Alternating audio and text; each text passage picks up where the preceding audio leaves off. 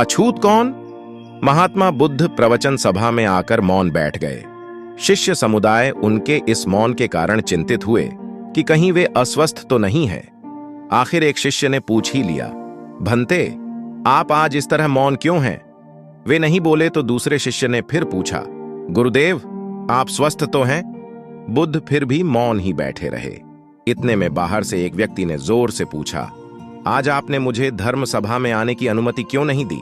बुद्ध ने कोई उत्तर नहीं दिया और आंखें बंद कर ध्यान मग्न हो गए। वह बाहर खड़ा व्यक्ति और जोर से बोला, मुझे धर्म सभा में क्यों नहीं आने दिया जा रहा है? धर्म सभा में बैठे बुद्ध के शिष्यों में से एक ने उसका समर्थन करते हुए कहा, भंते, उसे धर्म सभा में आने की अनुमति प्रदान कीजिए।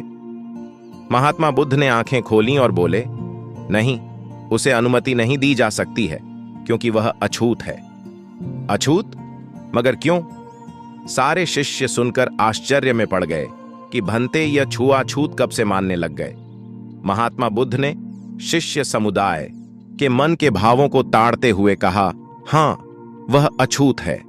वह आज अपनी पत्नी से लड़कर आया है। क्रोध से जीवन की शांति भंग होती है।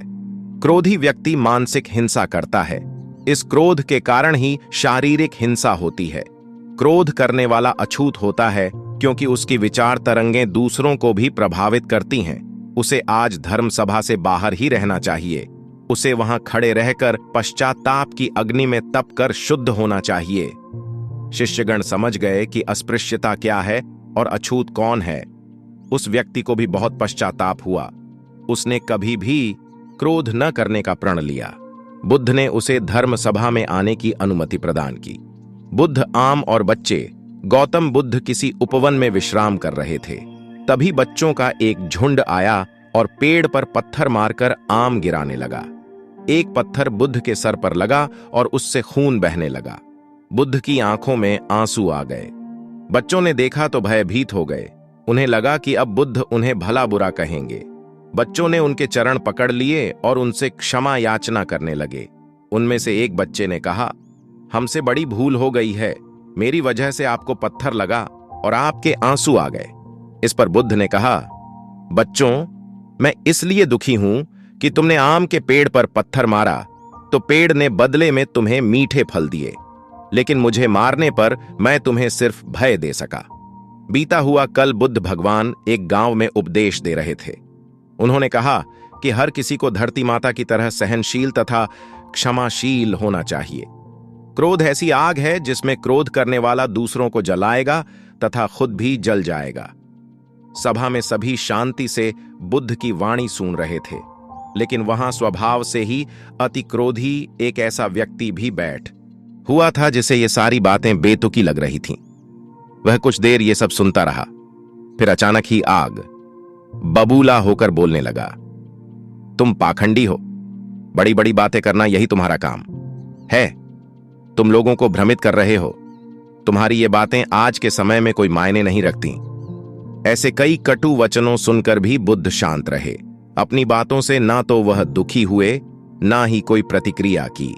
यह देखकर वह व्यक्ति और भी क्रोधित हो गया और उसने बुद्ध के मुंह पर थूक कर वहां से चला गया।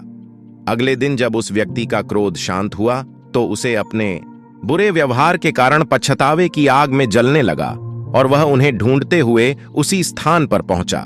पर बुद्ध कहां मिलते, वह तो अपने शिष्यों के साथ पास वाले एक अन्य गांव निकल चुके थे।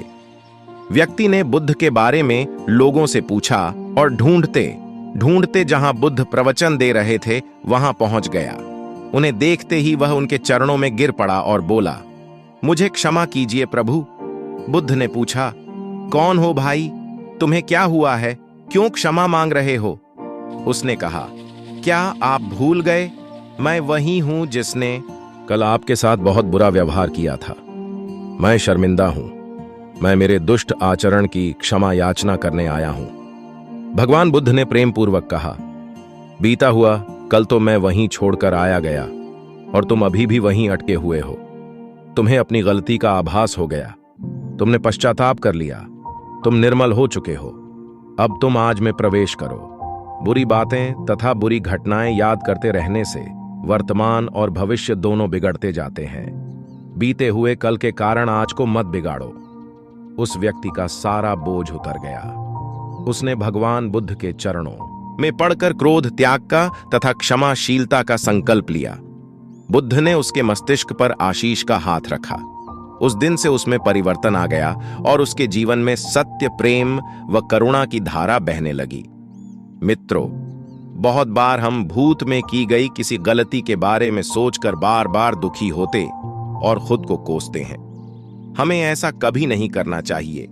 गलती का बोध हो जाने पर हमें उसे कभी ना दोहराने का संकल्प लेना चाहिए और एक नई ऊर्जा के साथ वर्तमान को सुदृढ़ बनाना चाहिए। परिश्रम के साथ धैर्य भी। एक बार भगवान बुद्ध अपने अनुयायियों के साथ किसी गांव में उपदेश देने जा रहे थे।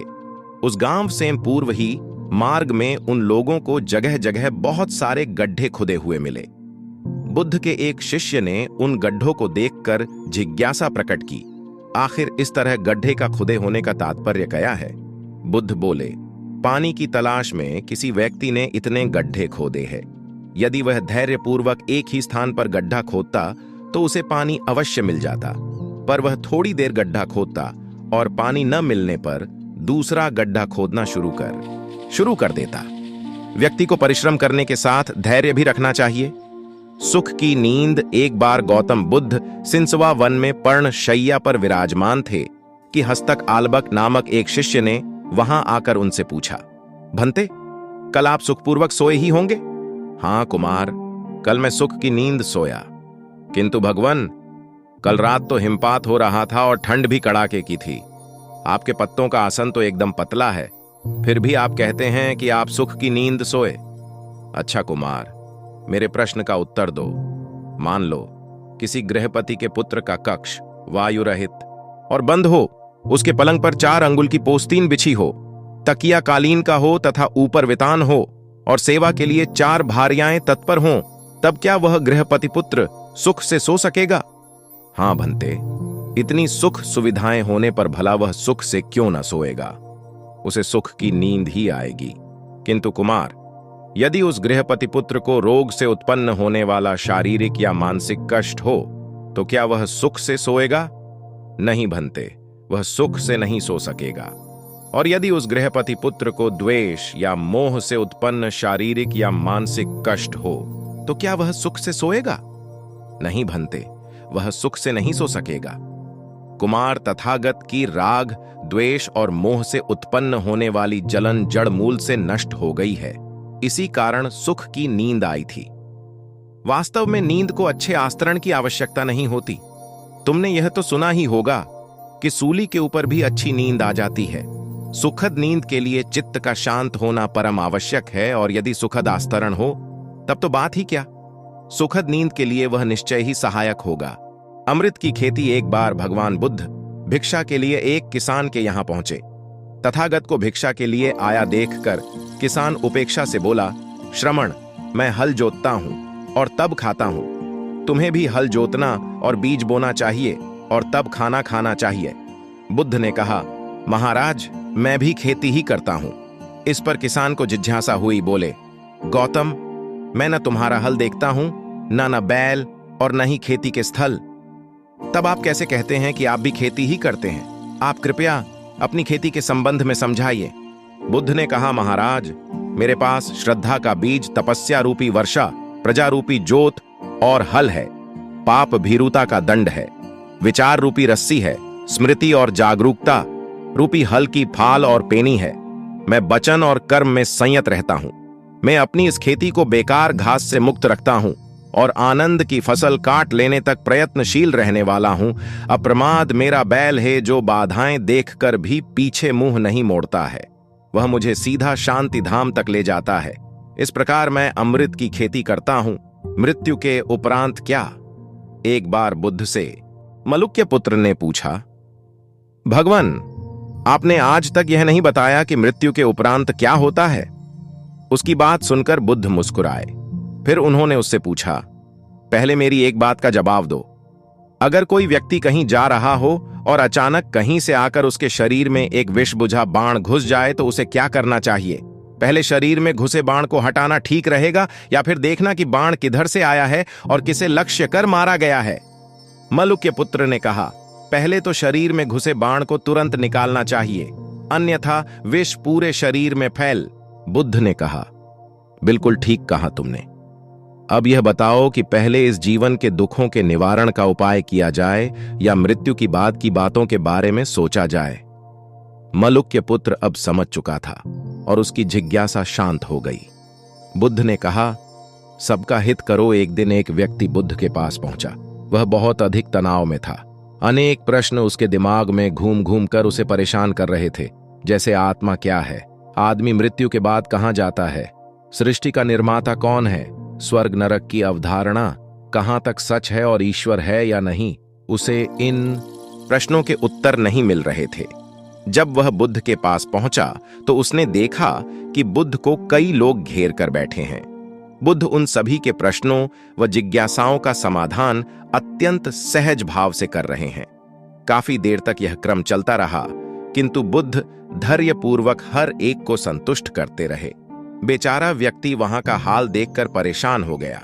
उसने सोचा कि इन्हें दुनियादारी के मामलों में पड़ने से क्या लाभ, अपना भगवत भजन करें और बुनियादी समस्याओं से ग्रस्त इन लोगों को भगाए। किंतु बुद्ध का व्यवहार देखकर तो ऐसा लग रहा था मानो इन लोगों का दुख उनका अपना दुख है। आखिर उस व्यक्ति ने पूछ ही लिया, महाराज, आपको इन सांसारिक बातों से क्या लेना देना? बुद्ध बोले, मैं ज्ञानी नहीं हूं और इंसान हूं। वैसे भी वह ज्ञान किस काम का, जो इतना घमंडी और आत्मकेंद्रित हो कि अपने अतिरिक्त दूसरे की चिंता ही न कर सके। ऐसा ज्ञान तो अज्ञान से भी बुरा है। बुद्ध की बातें सुनकर व्यक्ति की उलझन दूर हो गई। उस दिन से उसकी सोच व आचरण दोनों बदल गए। कथा का सार यह है कि ज्ञान तभी सार्थक होता है जब वह लोक कल्याण में संलग्न हो। बुद्ध ने युवक को सत्संग का महत्व समझाया। महात्मा बुद्ध एक गांव में ठहरे हुए थे। वे प्रतिदिन शाम को वहां पर सत्संग करते थे। भक्तों की भीड़ होती थी, क्योंकि उनके प्रवचनों से जीवन को सही दिशा बोध प्राप्त होता था। बुद्ध की वाणी में गजब का जादू था। उनके शब्द श्रोता के दिल में उतर जाते थे। एक युवक प्रतिदिन बुद्ध का प्रवचन सुनता था। एक दिन जब प्रवचन समाप्त हो गए तो वह बुद्ध के पास गया और बोला, महाराज, मैं काफी दिनों से आपके प्रवचन सुन रहा हूं, किंतु यहां से जाने के बाद मैं अपने गृहस्थ जीवन में वैसा सदाचरण नहीं कर पाता जैसा यहां से सुनकर जाता हूं। इससे सत्संग के महत्व पर शंका भी होने लगती है। बताइए, मैं क्या करूं? बुद्ध ने युवक को बांस की एक टोकरी देते हुए उसमें पानी भरकर लाने के लिए कहा। युवक टोकरी में जल भरने में असफल रहा। बुद्ध ने यह कार्य निरंतर जारी रखने के लिए कहा। युवक प्रतिदिन टोकरी में जल भरने का प्रयास करता, किंतु सफल नहीं हो पाता। कुछ दिनों बाद बुद्ध ने उससे पूछा, इतने दिनों से टोकरी में लगातार जल डालने से क्या टोकरी में कोई फर्क नजर आया? युवक बोला, एक फर्क जरूर नजर आया। पहले टोकरी के साथ मिट्टी जमा होती थी, अब वह साफ दिखाई देती है। कोई गंदगी नहीं दिखाई देती है और इसके छेद पहले जितने बड़े नहीं रह गए, वे बहुत छोटे हो गए हैं। तब बुद्ध ने उसे समझाया, यदि इसी तरह उसे पानी में निरंतर डालते रहोगे तो कुछ ही दिनों में ये छेद फूलकर बंद हो जाएंगे और टोकरी में पानी भर पाओगे। इसी प्रकार जो निरंतर सत्संग करते हैं उनका मन एक दिन अवश्य निर्मल हो जाता है, अवगुणों के छिद्र भरने लगते हैं और गुणों का जल भरने लगता है। युवक ने बुद्ध से अपनी समस्या का समाधान पा लिया। निरंतर सत्संग से दुर्जन भी सज्जन हो जाते हैं, क्योंकि महापुरुषों की पवित्र वाणी उनके मानसिक विकारों को दूर कर उनमें सद्विचारों का आलोक प्रसारित कर देती है। बुद्ध की शिक्षा से मेहनत सफल हुई एक आदमी को बुद्ध ने सुझाव दिया कि दूर से पानी लाते हो, क्यों नहीं अपने घर के पास एक कुआं खोद लेते? हमेशा के लिए पानी की समस्या से छुटकारा मिल जाएगा। सलाह मानकर उस आदमी ने कुआं खोदना शुरू किया, लेकिन 7-8 फीट खोदने के बाद उसे पानी तो क्या, गीली मिट्टी का भी चिन्ह नहीं मिला। उसने वह जगह छोड़कर दूसरी जगह खुदाई शुरू की, लेकिन 10 फीट खोदने के बाद भी उसमें पानी नहीं निकला। उसने फिर तीसरी जगह कुआं खोदना शुरू किया, लेकिन यहां भी उसे निराशा ही हाथ लगी। इस क्रम में उसने 8-10 फीट के 10 कुएं खोद डाले, लेकिन पानी कहीं नहीं मिला। वह निराश होकर बुद्ध के पास गया। उसने बुद्ध को बताया कि मैंने 10 कुएं खोद डाले, मगर पानी एक में भी नहीं निकला। बुद्ध को आश्चर्य हुआ। वे स्वयं चलकर उस स्थान पर आए जहां उसने 10 गड्ढे खोदे हुए थे। बुद्ध ने उन गड्ढों की गहराई देखी और सारा माजरा समझ गए।